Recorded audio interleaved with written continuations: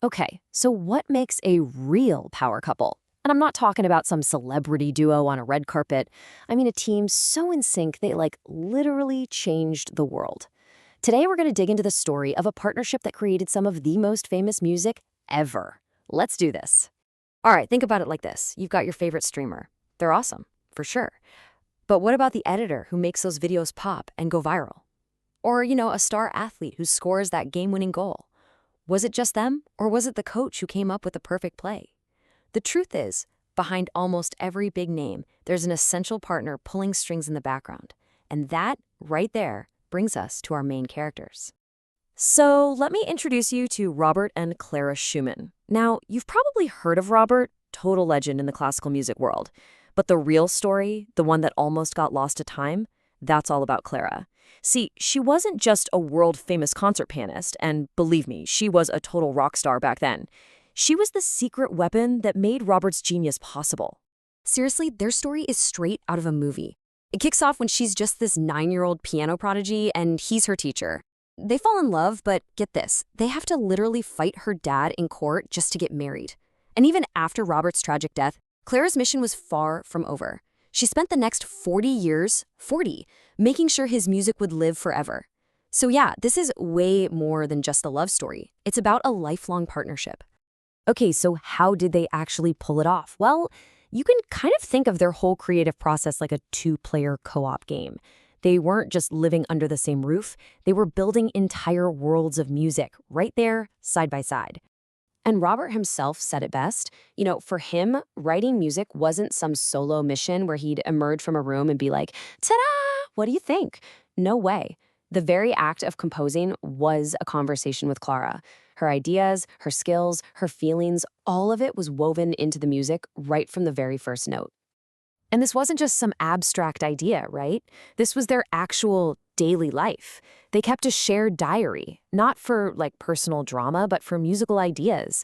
They'd often just sit together at the same piano, working out melodies. And when Robert was putting the finishing touches on a piece, Clara's opinion was the only one that really mattered. She was his #1 critic and his #1 collaborator. But Clara's role, wow, it went so far beyond just giving creative feedback. If we're talking in today's terms, she was his producer, his editor, and his #1 influencer, all rolled into one person. She was the one who took his incredible genius and figured out how to package it and present it to the world. She basically had this 3-step process to make his music go viral. Step 1, debug the code. Robert's handwriting was, let's be honest, a total mess, so she would meticulously edit his work line by line, catching all the mistakes before it was printed. Step 2, translate it for the piano. She would take his massive, epic orchestra symphonies and rework them so that regular people could actually play them at home. And step 3, perform for the world. She was one of the top pianists in Europe, and she took his music on tour everywhere. And that's what made Robert Schumann a household name. And hey, let's not just gloss over that second step, transcription. This stuff is incredibly difficult. Just try to imagine capturing the sound of 100 different instruments, violins, trumpets, drums, the whole shebang, and making it all work with just your 2 hands on a piano. It's a massive creative challenge, and Clara was an absolute master at it. But her support was so much deeper than just the technical stuff. She wasn't just his editor. She was his muse, his inspiration, and his rock, especially when things got really tough. I mean, their connection was so deep that Robert actually hid musical Easter eggs in his work just for her. It's so cool. He created this specific melody, this sequence of notes called the Clara theme, and he would weave it into some of his most famous pieces. It was like his secret code, a way of writing her directly into the fabric of his art.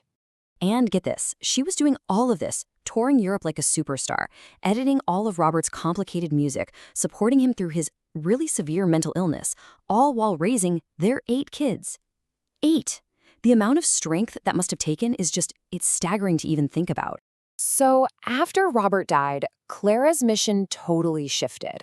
She went from being his partner in crime to being the sole guardian of his entire life's work. And what she did next? Well, it's pretty much the main reason we're still talking about Robert Schumann today. You can think of her as the ultimate admin of his legacy. Seriously, she taught whole new generations of pianists exactly how to play his music the way he wanted it played. For 40 years, she continued to tour the world, performing his work almost exclusively.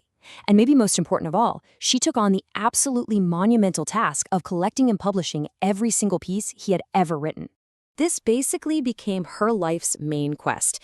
It took years of what was basically detective work, hunting down old, forgotten manuscripts, arguing with publishers, working with other famous musicians like Johannes Brahms, all to piece together every single note he ever wrote into one final, definitive collection. It was a massive, massive effort, all just to make sure his work wouldn't be lost to time. And see, this is what changes the whole story. For so long, history kind of sold us this picture of Robert Schumann as this lone genius locked away writing strange, difficult music. But the reality? He was one half of a team, a collaborative powerhouse. His music didn't seem so difficult when Clara, a superstar pianist, was the one performing it and making it popular for everyone.